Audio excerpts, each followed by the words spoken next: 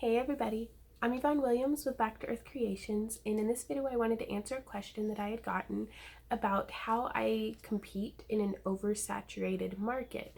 Now this is, from my perspective, pertaining to life as a wire wrapper, chainmailer, leather, like all of the crafty things that I do, but I can see how this could apply to people who sell prints of their artwork, or people who make like soap or other any kind of like small business, handmade, like kind of mom and pop shop kind of store, both whether and not so much brick and mortar storefront, but definitely internet or traveling storefront, like craft shows or conventions or like Etsy, Artfire, eBay, those kinds of things.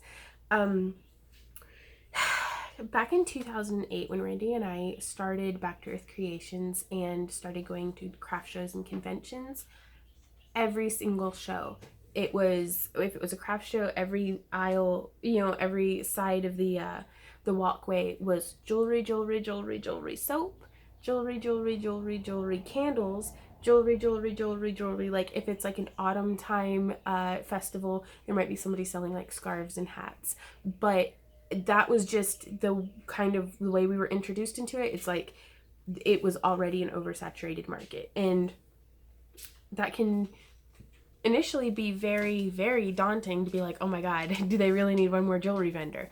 But the good news is it's an oversaturated market because there's a high demand for it. And you really have to consider, especially from a handmade perspective, if you're a soap maker, or if you knit hats, or if you make jewelry, what if you were the only person who made that thing in the whole wide world, and suddenly all of the demand from all these customers or potential customers who are like, man, I need some handmade soap. Like, you would be so overwhelmed. You would be, I would not want that. As much as I'm like, man, I really hope that I have a successful business, I'm like, I don't want to have to make wire wrapped or chainmail jewelry for every single person who wants it. So it really helped to kind of embrace right from the get-go that these other creators, these other artists, these everybody else who is doing, to a layperson, the same exact thing as me, because to somebody who doesn't really know, wire wrapping's wire wrapping. Bead string jewelry's jewelry. They might not even see that it's wire wrapped or bead strung or chainmail or polymer clay. They're just like, oh, it's an earring, and I'm like, yes, but also, you know, so I forget what I was saying. Crap. I embraced that there were enough people to meet this need for, this demand for handmade things, because really a lot of the stuff that I hand make and that I know other people hand make, it's not an essential item.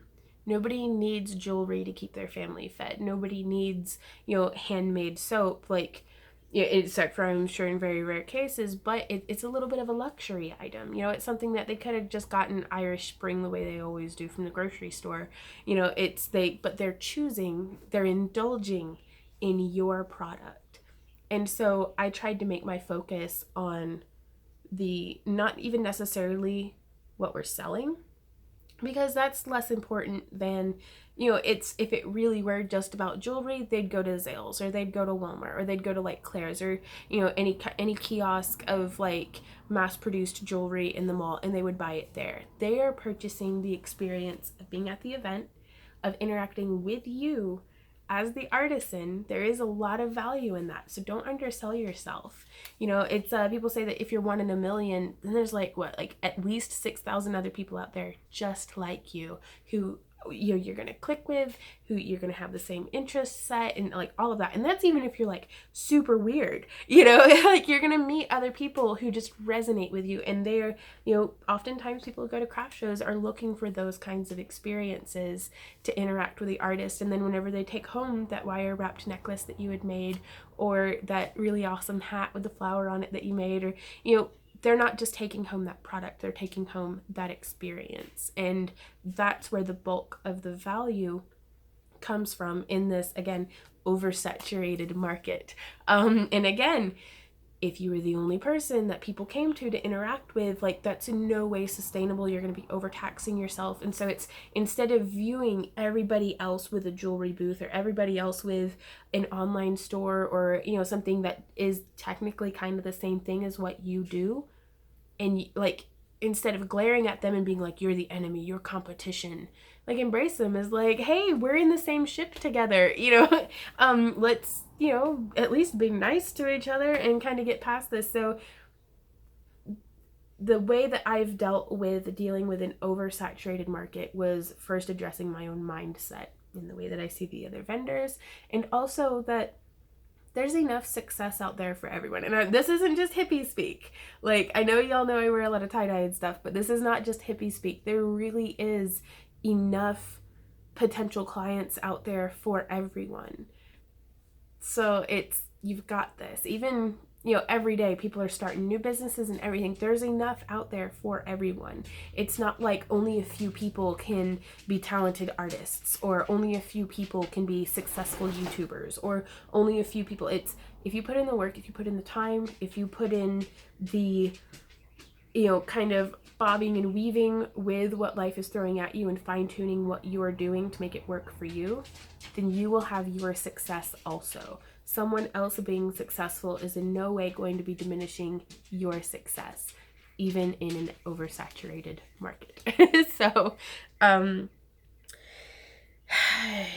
also, the first thing that we turned to also was being unique, which died very quickly because not only do I give away all of my designs through free tutorials, but if you're unique, so is everybody else who's working very hard to be unique. And so it's like, as a layperson coming to a craft show, it's like, oh my God, another unique vendor, you know? And so they'll kind of, I don't know, that can be very overwhelming for them. And so the next thing we focused on was making sure we had an efficient and aesthetically pleasing and like a very coherent display. We didn't want it to be complicated. We didn't want, you know, too many bells and whistles. We wanted it to be enough to lure people in, but to make their shopping experience easy. And part of that was making sure that we had well-stocked shelves, so to speak. Like, we didn't want to have empty displays sitting around. So if a necklace sold, I tried to always make sure we had another necklace to put out. And just kind of keeping a tidy shop, like a sharp shop, you know, make it look good. But again, everybody else is trying to do that too. So, and then standing by our customer service, our quality of product, and our lifetime, like if we're back to Earth Creations, we do lifetime repair and resize warranties. So if somebody brought me a bracelet that they bought from me for $1 like 10 years ago, I would still fix that for them on principle. Like, I can't do replacements, but I would do my best to do right by them because they gave me money for a thing, and I told them, I was like, if this breaks, I'll fix it for you. And I think that's pretty cool, because especially if you're like, I'm hard on jewelry, or if you have kids or anything like that, it can make a big difference to be like, oh wow, that's nice, you know. So it's not just, you know, you can't really bring your headband back to Walmart and be like, hey, fix this for me, and they'd be like, buy another one. You know, and it's like, well, geez. So that was something, again, just all of these different ways that we could up our game a little bit to stay competitive in an oversaturated market. And again, it's, I don't feel like if I'm being competitive with anyone, it's being competitive with myself to do the best that I can do. Because that's the only, like, every other competition is not a race that anyone can win. There's no end to it. It is a rat race. It is just a daily grind that doesn't get you anywhere, that has no like tangible end result. So don't try to compete with that vendor across the way, or, you know, get on somebody's Facebook page and be like, oh, they've got more likes than me, their business must be doing better than mine. It's like, don't compare and contrast those ways, you know, because you're just going to be tormenting yourself, and what good comes of that? You know, if you feel like, I don't think I have enough likes on my Facebook page or followers on my Etsy shop or anything, then instead of focusing on what other people might have, focus on how you can, do I run an ad campaign? Do I do a giveaway? Do I be more consistent about my daily uploads? Like, these are the things that Randy and I would look at to try to make sure that we were staying relevant, that we were doing the best that we could, because that's all we can do. And so again, that's just how, and I think we would be doing that regardless of what product that we sold, or we're selling in what can feel like an oversaturated market. Sorry, I even made like a little list to be like, what's next? The biggest thing that's probably made me feel confident about being competitive, if I'm going to look at it that way, was diversifying. It would get really like discouraging to be at a craft show and it's like, well, I was a bead stringer right from the get-go, and to be right next to another jewelry person who got their beads at Fire Mountain Gems the same as me, like it looked like we had identical products, and I was like, oh no. And so I would be like, gosh, that just, it's not comfortable, to be like, oh man, they've got the same product as me. So I started doing chainmail. I started doing wire wrapping. I started doing polymer clay. Now I do resin casting. I do leather working. I do thermoplastics. I do, all of these different products and different hybrids of these different techniques and things, not just to stay competitive or to offer a wider variety possibly than the person who's next to me, but even though it does make me feel confident to be like, if I'm right next to another chainmailer or there's 10 other chainmailers at this convention, I have wire wrapping, I have leather working, I have these other things. And then if I run across somebody who also has, they've got chainmail, they've got polymer clay, they've got wire wrapping, they've got bead stringing, they've got macrame, they've got everything that I've got, I'm like, you're just as busy as I am. High five. We should be friends and never talk to each other because we're too busy crafting. So it's, again, it's just, what are we going to do? Like, are we going to spend our time being grouchy at each other and glaring at each other from across the aisles being like, competition? Or are we going to just have a good day? So, also diversifying really kept me inspired and fresh as an artist. So it was something that attending some of these different conventions that I've been attending every year for a decade, it's nice to be able to come back and see repeat clients, but I have something new for them.